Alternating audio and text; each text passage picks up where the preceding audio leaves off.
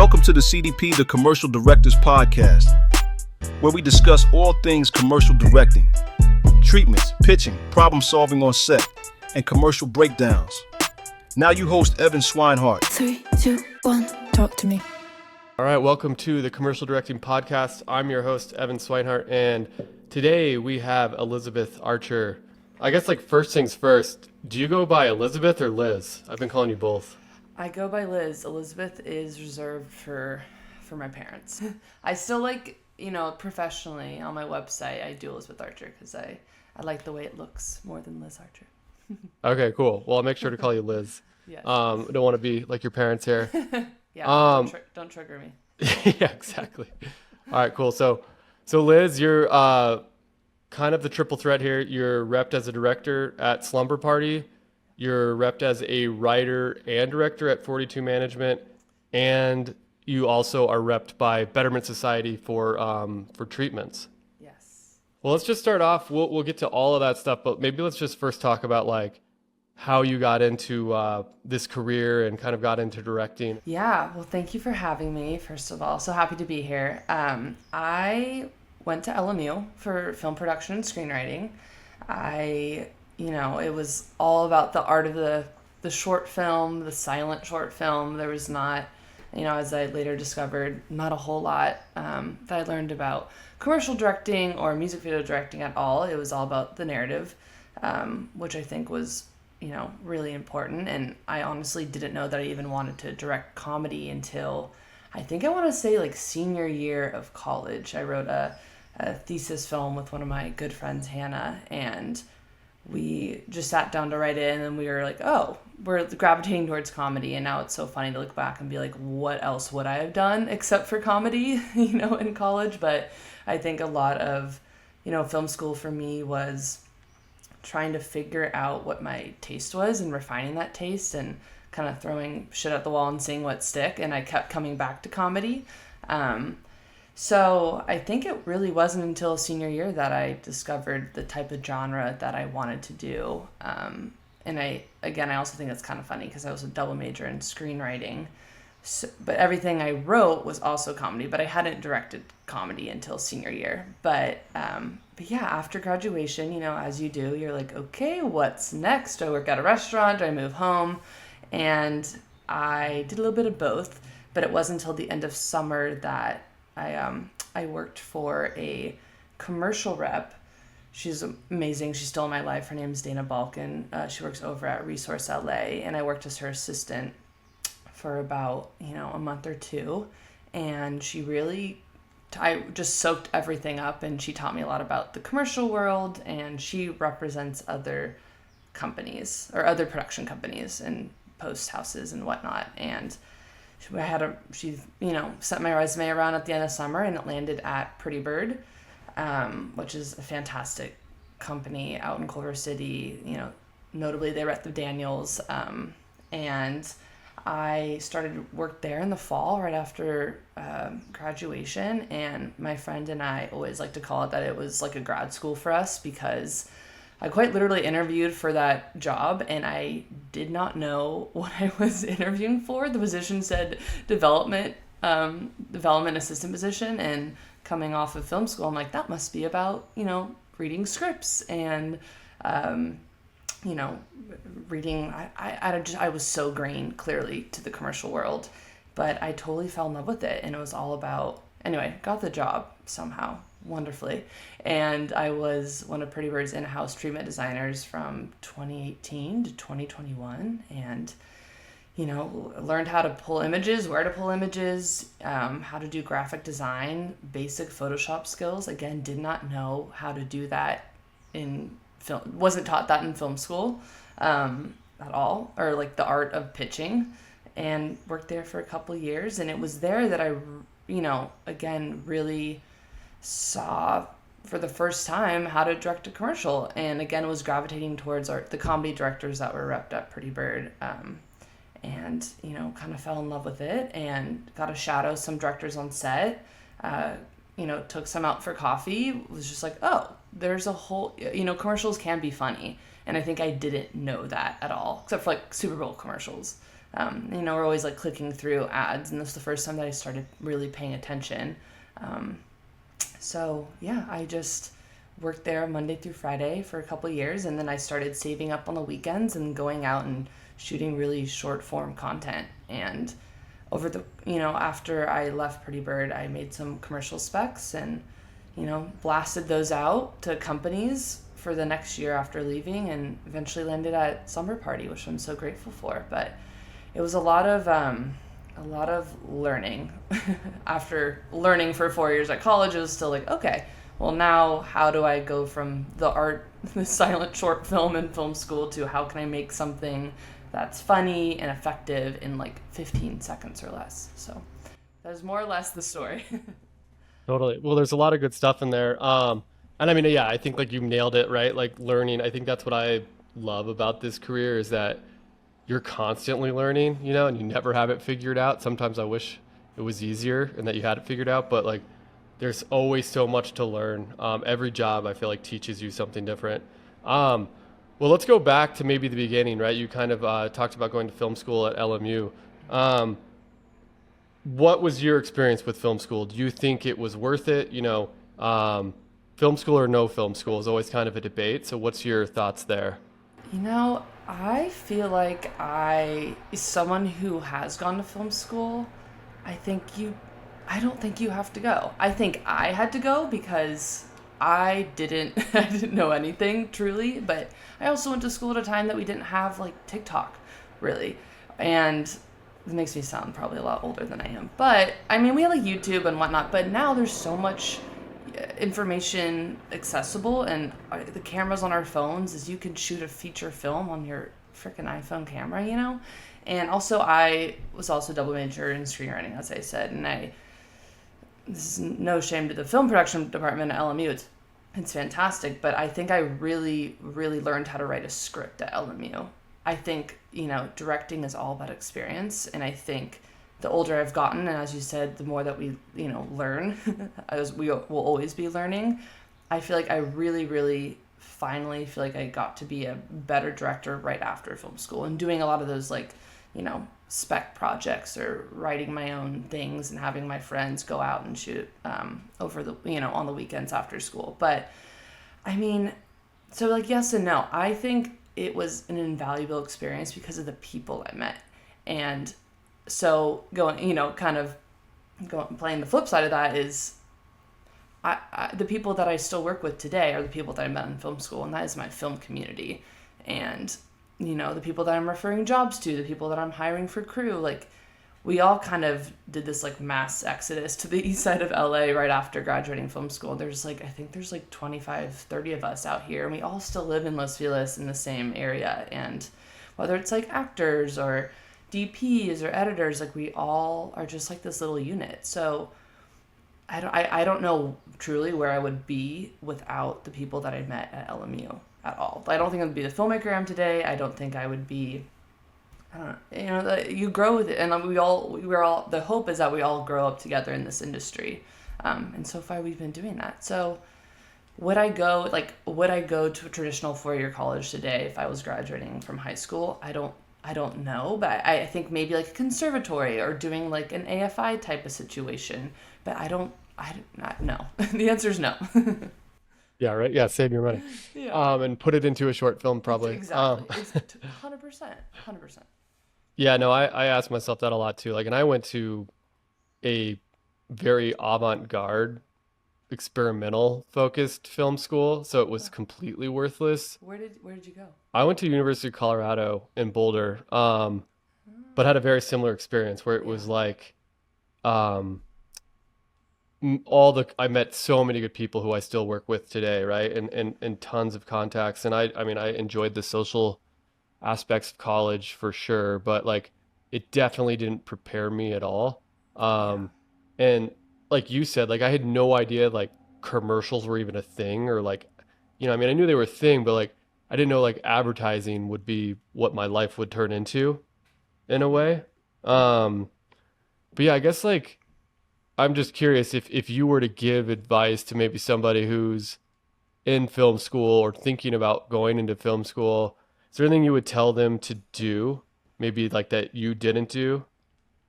Something that I think I'm really proud of myself for going while being in film school is that I told myself every semester make a film. Whether, like you do make a short or whatnot when you're in like a legitimate class in each semester, if you're in like specific production class. But I will say I did wrangle the system a little bit here and there. Like I remember I I believe it was like sophomore year. I don't know. There's like you are in the film school. You can create like your own like mentorship class, and I found a mentor at LMU, and I was like, hey, can you jump on board and sign on for this class? I want to make this short. I want to make a short over the summer. By using free like film equipment at LMU. So I kind of like made it what I wanted to be a little bit because we have access to this incredible equipment, incredible, sound studio, whatever it may be. And I was like, I'm going here for 4 years. I'm going to milk the shit out of this, as I should. So I remember every semester I would, whether it was like my friend was also shooting that weekend, be like, hey, can I also borrow the equipment on Sunday? And, I'll pay you for this or whatever. Also had no money. I don't think I paid. But you know what I mean? Like, how can I take the most out of this incredible experience that I'm at, aside from just using, making a film that's in my specific class? Because not every class that you take allows you to make a film. But I knew the only way I'm going to get better is if I keep making things. So I would say take advantage of it.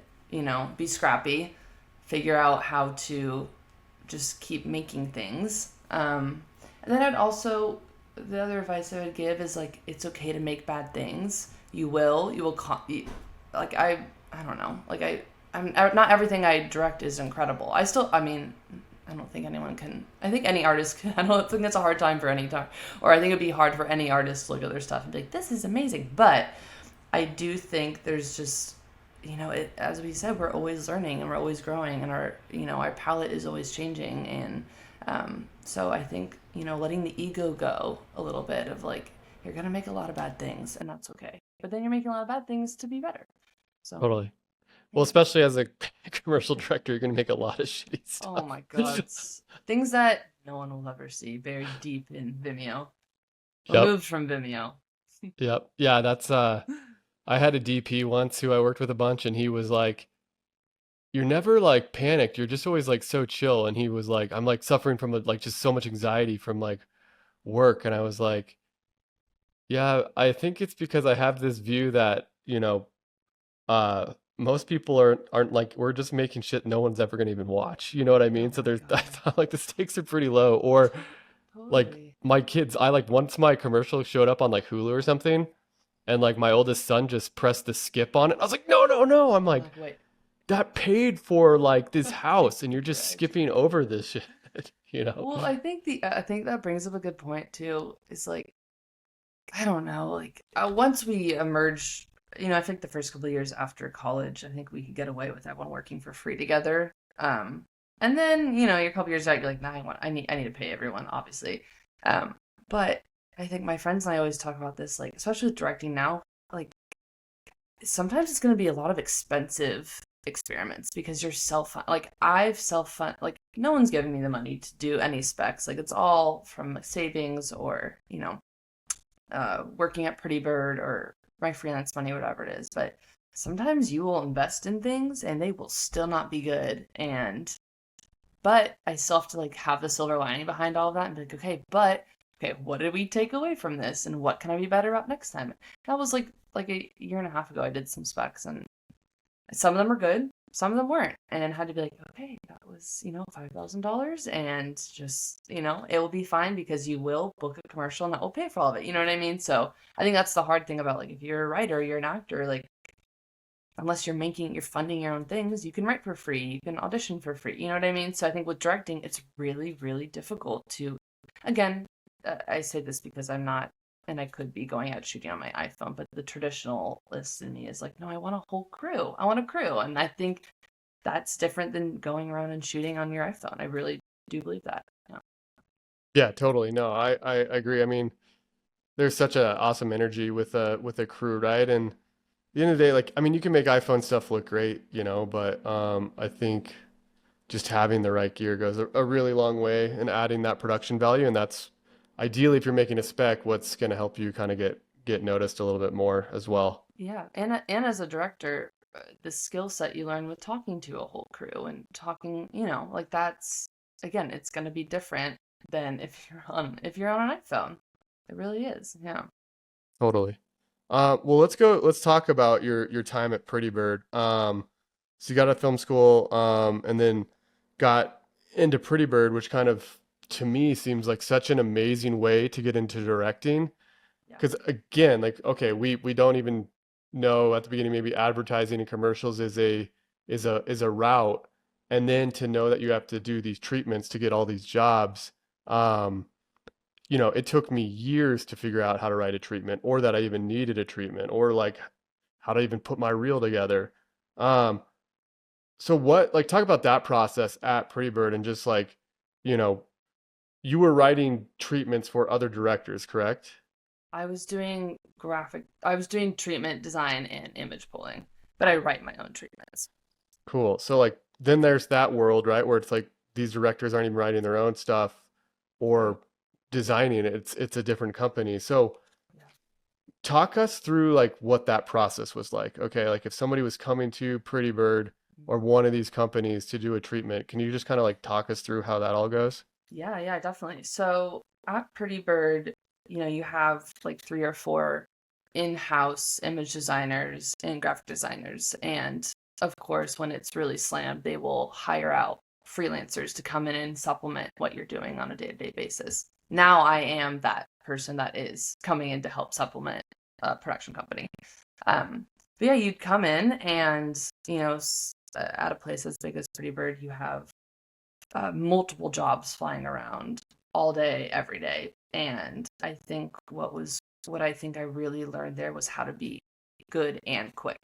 And it was like, you kind of felt like a workhorse a lot of the time, where it's like, okay, you need to pull for this director from 9 a.m. to 12 p.m. Switch. Now you're helping supplement, like, my coworker over there on this. And can you figure out some fonts? And like, it was a really, looking back, it was a really special time because we were all in this cubicle together, and it was so much fun.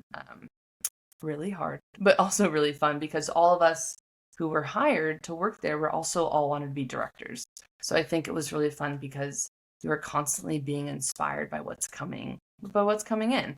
But yeah, so basically it would be jumping around. Every day was different. You could be working on this person's treatment, this person's treatment. And I think my boss was able to quickly see who was a good match for what director. And very quickly, it was kind of both happening at the same time. You would start pairing me up with the comedy directors there, because like, I can pull images of cars and like, images for Nike, but that's like not my strong suit. Like I am like, now it's like, again, duh, but I'm like, again, designing food and beverages treatments and, things for like Postmates or, DiGiorno's Pizza or like Geico, like, broad comedy. And so I would work for, directors there like Calmatic, Matt Piedmont, the Daniels. I just got kind of paired up with comedy directors. And I think at the same time, I was like, oh, I could envision myself doing this. So I think it was kind of like a twofer, where I was like, okay, I was doing good or doing a good job with these treatments, at the same time being inspired to go out that weekend and be like, okay, I should do a spec for Spotify or, Quaker Oats or whatever it may be, because I could see myself in their shoes. But yeah, so that was like the day to day was just, 9 to 7, pulling images, staring at a screen, but also was really, really, really creative. Yeah, but it was also, I will say, also really beneficial now as a commercial director, that we got to listen in on the agency calls. And so, they call them first calls, where the director has read the brief and has, gets a chance to talk to the agency and have, the time to ask any of the questions. And I would take notes during that, being like, okay, what do you say? What do you not say on a call? Usually they're always talking about the weather for the first 2 minutes. And then it goes into, questions like questions about the creative. And I think really great, something that I've always learned is always ask the agency, is there wiggle room here to change the creative? Or, can I pitch on alternate lines in the script? And as a comedy writer, I think, I think different agencies are different about different types of briefs, but I think it's always good to ask, because some agencies are like, nope, this is our locked in creative. We don't have any wiggle room. And then, half of the directors are I'm assuming more, but are also comedy writers. So there's like a whole page on a treatment that's like, here's some other ways I would go about the script. And I think an agency could really, really appreciate that. So I remember clocking that and being like, okay, this can be, there is room to insert my creative voice. First off, I love that when you're talking about like that call, right? That call is so valuable, because you just learn so much there, and you can kind of get a vibe for like, okay, am I going to be able to kind of change things up a little bit, or maybe I want to take it this way because the way they have it, I feel like is not going to work or fit in a 30. I was just curious, do you often, like when you're on set, will you just shoot alt lines ever? Like, do you do like, okay, we're going to shoot the script, but then we're going to kind of do it my way too, and then try to work that into the edit, or how does that go? Absolutely. I think, in the treatment, I will always say, like, love where the creative's at. In a world which we have extra time on set, I would love to, so on and so forth. And then, again, I guess this kind of bleeds into, directing actors and directing comedy, but I love hiring improv actors. That's like it's totally my thing. And I think, they just really enhance and elevate the script.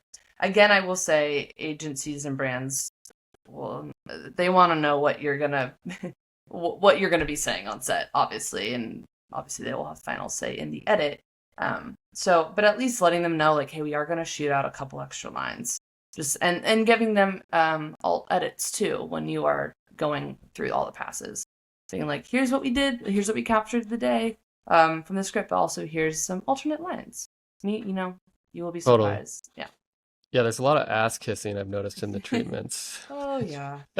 Oh, oh my gosh, we would always joke, Pretty Bird, and even if like I'm friends with a lot of, we have a group chat, a treatment group chat with everyone that's repped at Betterment Society, but it's just the intro pages. We always crack up with the intro pages, and it's like, how can you, it's always like I do it too, you have to, but it's like, how do you, your little like, wow, I've been loving this cat food brand for years. I'm so lucky to pitch on this. It's like, no, you haven't, it's just, but you have to do it. Yeah, totally. When I'm getting to the point too, and I'm curious if you had this or have this, where I just keep recycling the same lines over and over, Yeah. Yeah. I think there's certain, like, the rhetoric of, I think specifically with like, I don't know, like cinematography and lighting, I 100% will be transparent in saying there's a couple lines that I know work. And also, I can recycle them because that is my style. And that is what I want to capture in each commercial I shoot.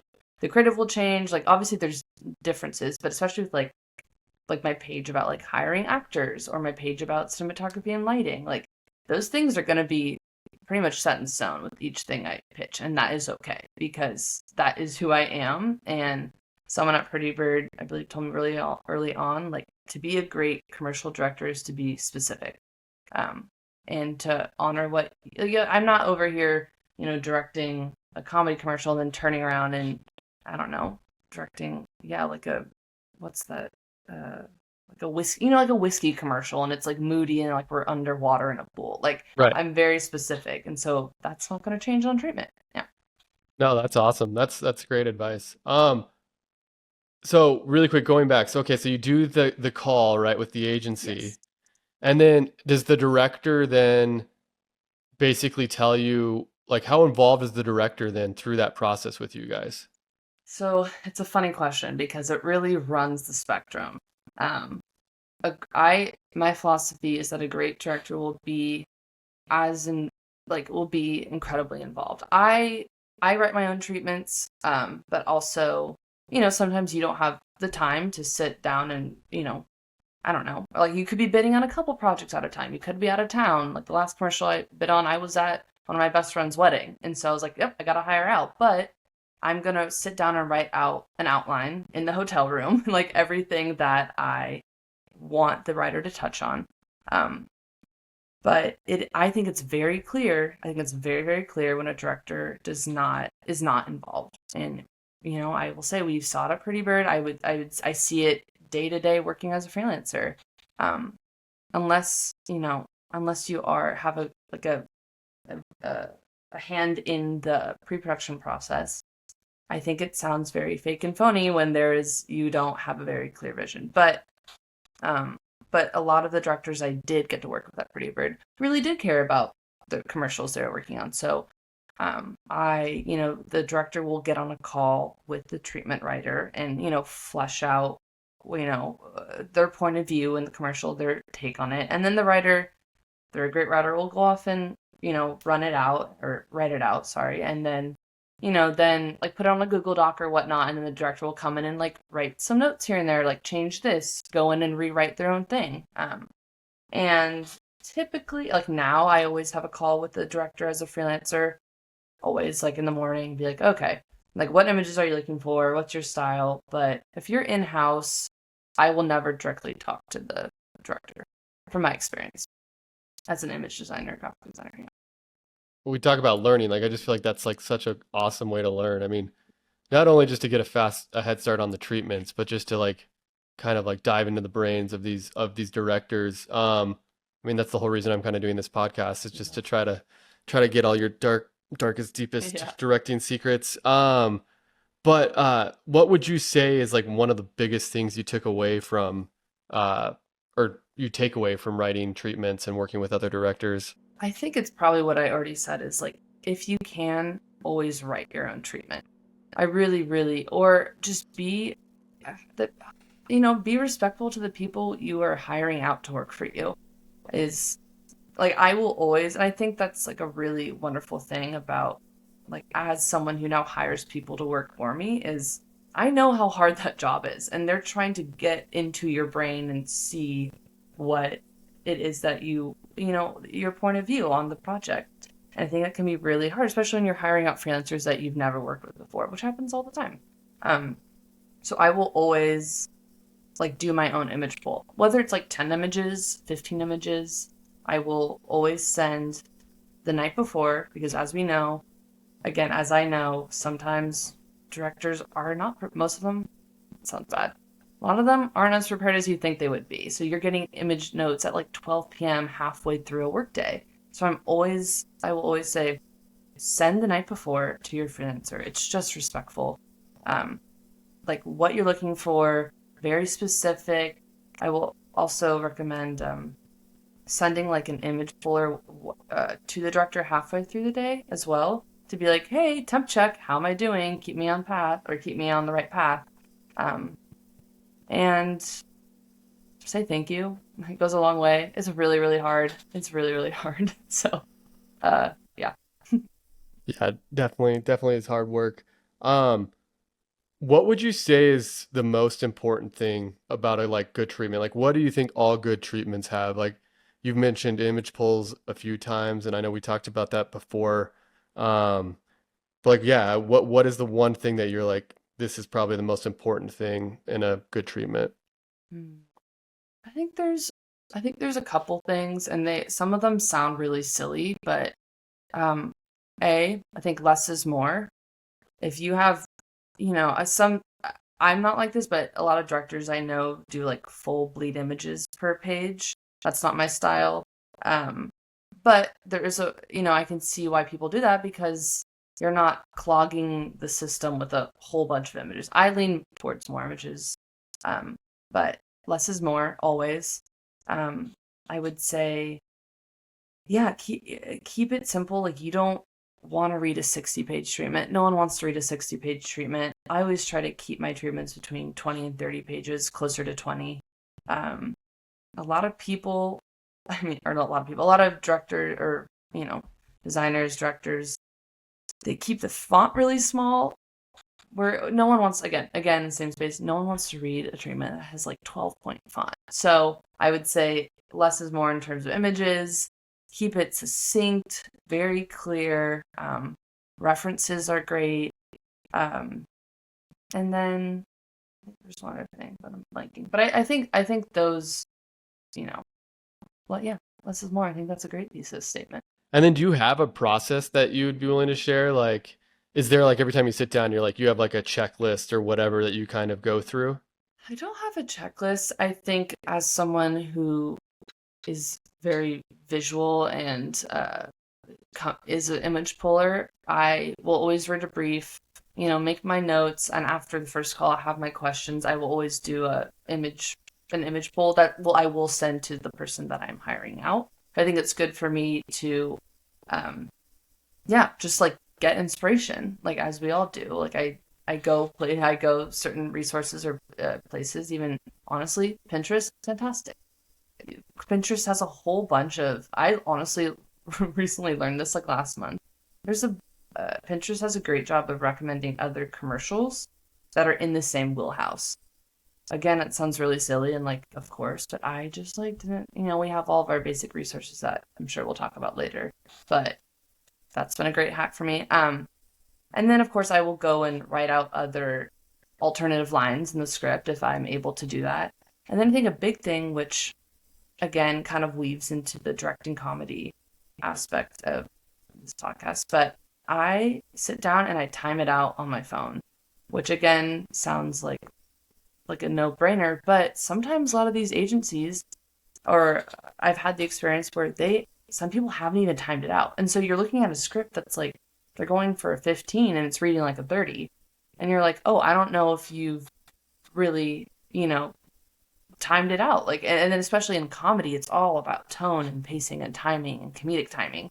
And so I will sit down and I will record myself going through and visualizing where would I want to, hold on an extra beat, or where would I want the actor to have an extra look, or whatever it might be. So I will highly recommend doing that. And storyboarding, do like a soft storyboard or whatever it might be, because you'll be surprised that a lot of these scripts will run really long, and you're going to have to go back and be like, hey, are you guys aware that this is going to be, you're going for a 30 and it's actually reading like a 45. Well, I want to get to like comedy, and directing comedy, but I was just curious, like, because kind of the next step is like, right, then there's the pitch, and I'm just curious, like, about your pitch process, or do you like doing the pitch process? Do you find like, because like I kind of really like the pitch process in a way, almost, and that's what I love about treatments. I've learned is like you're basically just figuring out the job before you've been hired, which sucks when you don't get the job. But or get paid to do the process. Yeah, exactly. Yeah, and not getting paid to do the process, but when you get it, it's like, okay, the hard part's done almost. You figured everything out, So I find pitching is pretty easy because I feel like I've spent so much time with the treatment that I can, I know like the back of my hand, and like when I'm running the client through it, I can get like really excited, and it's easy to kind of sell. And it's also, it makes it that much more harder when you don't get it, because you're like, oh, I'm ready to go. Like, let's shoot this tomorrow. I always get very nervous for the pitch, even if I have like a killer treatment and I'm like confident I get a little bit awkward and nervous, and I have to literally, I'll tape a piece of paper to my computer so I can't see anybody's face, because I'll get so distracted, and I'll be looking to see, I'm like, do they like what I'm saying? Do they not? And I'm like, you know what? They've already read your treatment. They've probably already decided if they like it or not. Like, now you just kind of have to like turn it on a little bit. And I talked to a lot of my actor friends about it, and I'm envious of them because they're actors, and like they've got that, they already can command a room in that space. And I will, not to like bash on myself, and I know I can, and I do, and I've won jobs and whatnot, but it is a nerve-wracking experience for me. But I think, again, with the pitch process, it's like, as I already said, they've already read it, and now it's like kind of going through and like highlighting key elements on each page And then also giving the space for them to ask questions. I think at the top of each pitch, I'll be like, hey, feel free to interrupt me at any time. Like, if there's something on the page that you don't understand or want me to articulate better, just call me out, right? Versus like waiting till the end of because I've also had that and then have to like go back and they're like, what page did you, okay, you know what I mean? Like, so I'll always say that at the top of the Zoom, like, hey, feel free to, I want you to interrupt me because I want to be, let's hash this out, you know, right then and there. Your thing is comedy. What do you find, and you do like a lot of sketch and short, so what do you think is like is it all just the same for you, like directing a commercial versus sketch or a short, or how do those kind of vary, or what do you take from one to the other? Yeah, it's a good question. I mean, I think sketches and commercials are very similar. I will say that like my narrative writing and directing, I think it informs they're all kind of a little bit one and the same because I look for and I direct, you know, dialogue heavy character driven dialogue heavy performances. That's like what I gravitate towards. And then in the commercial space, it's always like elevated with like art direction and like more playful cinematography. With sketches and narrative, I'm not, that's my style is I'm more like grounded, probably handheld, like, you know, push-ins, push-outs. When I don't really go over the top, quote unquote, whatever, in narrative space. But I will in commercials. I think that's really fun because you're trying to, you know, capture the attention, and it might be, you might only have 15 seconds. But I would say that they are very closely similar. I will also say that, again, with directing comedy, as I mentioned previously, is that it's all about pacing and tone and in the edit. And I feel very lucky that I started like in high school, all the way back to high school, I started my background is like editing. And so I think my editing background is so helpful because I would edit comedy in college for like our sketches we do in college and whatnot. And that is, I feel like I definitely have a leg up because I started out as a comedy editor. So again, that's why I record, you know, when I'm going through a brief, that's why I record everything because I already know in the edit. Again, I mean, obviously, but always do pre-production with in mind for the edit. And I think that's very intuitive, but some people don't. And with the pacing, like what are you, I don't know, this might be a hard question to answer, as it's different for everything, but you only have 15, 30 seconds to land the joke or tell that story, right?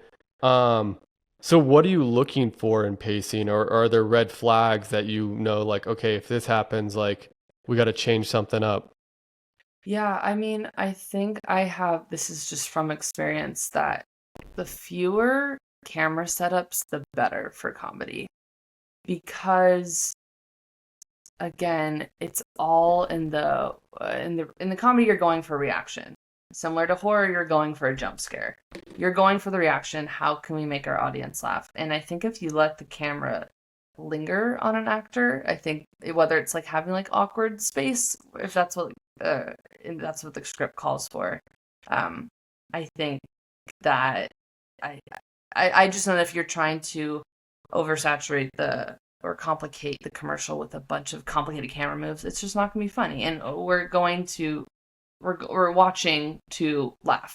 And I think in the past I have tried to make something very funny with complicated movements, and it just doesn't hit as hard. So I actually don't know if I answered your question, but no, you definitely did. I think that's actually great advice, because I'm like not a comedy director, but like I've definitely sometimes forced to do comedy, and my background is like yeah, god damn it. Well, I like moving the camera. I like camera movement. So like I really struggle with just like, okay, we're going to just like, you know, shoot our like 2-shot and then like each reaction or whatever. Like I want to move, but I've noticed the same thing when I try to move the camera, do these cool camera shots, like, or angles, it just like joke's lost or it's not funny. Right. Cause you're now you're paying it. I mean, there are wonderful directors that can do both. And I think that is such a gift, and I admire them and I want to be them. But I think you get a little bit distracted. Now we're like, wow, this is a great camera movement. Okay, we're going in through like the nostril of someone, out through whatever it might be. Right. But I think, I think letting comedy is a lot about like space and letting something breathe and having the time to laugh before you jump into the next joke. I think is, I mean, again, you notice it when people are doing stand-up comedy, like they're letting space for the audience to laugh before. It's the same thing with commercial directing and narrative directing comedy. And you mentioned earlier too, like that you like working with like improv actors is your favorite. So when you're on set, specifically with commercials, do you let them just kind of like do their own thing, you know, and you're like, let's just see where this goes? Or are you like telling them to like stick to the script? With commercials, we're definitely sticking to the script because, as we all know, the agency and the brand are there and they're all behind you at the monitor and they're all watching. I think, you know, we will, again, how we talked about earlier, we will capture what we have in the script. And then, you know, when I say if there's time, I will always make sure there's time because I've worked with my AD to make sure that there is time for alt lines and whatnot. Then, you know, if you're hiring great, fantastic actors, they also know that they're on a commercial set. It's like they can't go like way into left field. But so again, we'll play around. And by improv in the commercial space, I think it's like, I don't know, like it could even be like improv in like blocking or improv in like different like facial reactions or like little like buttons to the end. And mostly it's like buttons in the commercials. I will say that is typically what I work with actors in improv. How can we make the end of this commercial funny? How can we what can the audience walk away with that's like, oh, that was a really funny way to end the commercial. What do you do, like let's say if you get like a script that you just are like, this just isn't funny? That happens a lot. Yeah, I think that's kind of my problem too. Why I don't like directing comedy is because like I'm just like, it's just not funny for commercials at least. Yeah. So do you, I mean, we talked about like, okay, asking the client if there's room to push or try things, but I'm just curious if you're on set and the joke's not landing, like, do you have anything that you try, like, or do you go to the client and be like, hey, can we just try to change this up? Like, exactly. I think that's when we're like, okay, like we've prepared as much as we could for the script. Like let's bring in some outlines. And also, I think another thing as a director, I always direct as if I am not the only person in the room with ideas, the smartest person on set. Like I just think that's just like the philosophy that I will always go by. And I, as a director, I believe that the actor knows more about the character than I do. I would genuinely feel that way because that's their one job. mm-hmm. And I'm thinking about a million different things. And of course, I'm here for questions about the character. And that's not to say that I don't know a lot about the character, but that's their one job. So they should be, you know, and I think in a really wonderful collaborative environment, they should be coming to me like, hey, I really feel like the character could say this or do this. And as a director, I want to be like, absolutely, let's try that. Let's see what works. So I think in that case, I would literally be like, hey, we got it. This isn't landing. It's not funny. Blah, blah, blah. Let's see what we can do with these takes. Cool. All right. So let's just kind of get to, I'm going to ask everybody these, I don't know, quick little hitting questions at the end of this podcast here. So I'm just curious for inspiration for people to kind of look up other people that might be inspiring, people like yourself. So like, are there any directors right now that are in the commercial space or even in film that you're really into and kind of just, you know, watching their work? Yeah, I have a whole list. I might rattle it off. I wrote them down because I didn't want to forget. But there's a lot of different, specifically like comedy directors that I love. I love J.J. Adler and Jess Coulter. They're huge inspirations to me. I really, of course, love Ian Ponstuhl. I mean, who doesn't? He is just an absolute pioneer in the commercial space. I love Rain, Alan Miller, Los Perez, Kate Halpin, Watts. I really love directors that are, I mean, of course, as someone who like is heavy in the art direction space and also loves comedy, I really just, gosh, yeah. it's just it's so inspiring, and I've cold emailed a couple of them, and I just can't say enough wonderful things. So highly recommend watching their work. That's awesome. Yeah, Los Perez, talk about like Oh my gosh. camera movement. I You know, like know. I love them as well. Just huge fan of their art direction and their camera movement and how they're able to tell a cool story.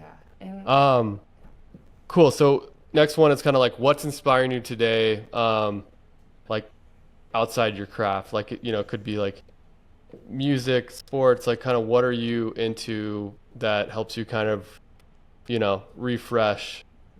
refresh. Can I say gardening? Heck yeah. I've been, I mean, I have it because it's been so hot in LA, but I have been pulling a lot of weeds in my backyard. It has been, I know we have this very overgrown space here in LA in the back patio, and I've put a hold on it. But the goal is to make it this beautiful, beautiful garden. So I would say gardening has been really fun. Are we talking vegetables or like flowers or what do we got in the garden? Okay. I'm not a cook, and I don't trust myself to grow any type of edible product yet. I also love going on like 8-mile walks and listening to podcasts. So if you see me wandering around the Silver Lake Reservoir, I've probably been doing it for like the past 3 hours. I think that's really just cathartic, and lets me, I don't know, dream, be inspired, listen to whether it's like a murder podcast or not. Lately we've been moving off of that, but it has been in the past. And I don't know, recently gone to Pilates. One of my good friends is a Pilates instructor, and she's been, I don't know, I'm a big class pass user. But also, I guess, kind of in the film space, I've been watching a lot of horror recently. I'm writing my first horror film, so that has been, you would think it's a way to unwind. It's not really a way to unwind in fact, I'm incredibly anxious walking away, but that's been really fun to get into a whole new genre. As we know, horror and comedy are very similar, so. Okay, cool. Last one here is are there any tools that you cannot live without, whether it's in the pre-pro process or the production process or even the post process? Like, what's a tool right now that you're like, this is a game changer? Game changer. I recently stumbled upon this new image research tool. It's called Film Vibes, which is kind of I do hope they change that name. No shade at all, but it's called Film Vibes. It's great. It's similar to like Frame Set. Do you know Frame Set? Yeah. Yeah. It's very similar platform, but they just have a bunch of different like commercials and that I just haven't seen on Frame Set. So I will shout out Film Vibes. That's been a great pre-visual tool for me. In terms of like production or post, I feel like I should get an iPad. Here I am advertising like the oldest tool in the book, but I think it's time for me to move into the digital space on set and have everything in one. So that's my lame thing. Maybe get an iPad, but you know what? They're selling them for like $100 on like Facebook Marketplace. So There you go. Yeah, I'm the same way. I was thinking that the other day. I'm like, an iPad would be way more efficient. No, I'm so old school. Yeah. I have like a big binder, and I'm like losing Ditto. things. And I'm like, wow, Liz, if only they had something for this. But that's why I don't want the iPad, because I leave the binder everywhere. Yeah. And I'm always having to drive back to the last location because I'm like, I left my binder I somewhere. wonder if it's one of those things that if you knew it was more expensive than a binder. So I feel about sunglasses. I bought my first pair of expensive sunglasses last year, and I haven't lost them yet. Yeah. So maybe it's the same thing. True. Well, Liz, thanks so much for being on the show. I really appreciate it. Thank you for having me. Yeah, awesome. Oh yeah, we should shout you out. Where can people follow you? We should probably do that. I think people do that on these things. Yeah. I'm on Instagram at Elizabeth M. Archer. A lot of people think my last name is Marcher. It's not. It's just my middle initial. My website is elizabetharcherfilm.com. I'm on Slumber Party's website. If you want to hire me for a treatment, you can go through the Betterment Society, or you can just email me at emarcherproductions.com. There we go. Awesome. Well, thank you guys so much for tuning in, and we'll catch you next time. Thank you for having me. All right, that does it for another show. Thanks for watching the Commercial Directors Podcast, and please subscribe to the show on any of the platforms where you listen to your podcast and on YouTube. YouTube's a great place where you can actually watch the breakdown, so make sure you subscribe. Also, give us a follow on the gram at the Commercial Directors Pod, and please DM us there. We would love to hear from you on potential guests you'd like on the show and what topics you want to learn more about. Or you can email me at evan@swinehartco.com, and that's SWINEHARTCO.com.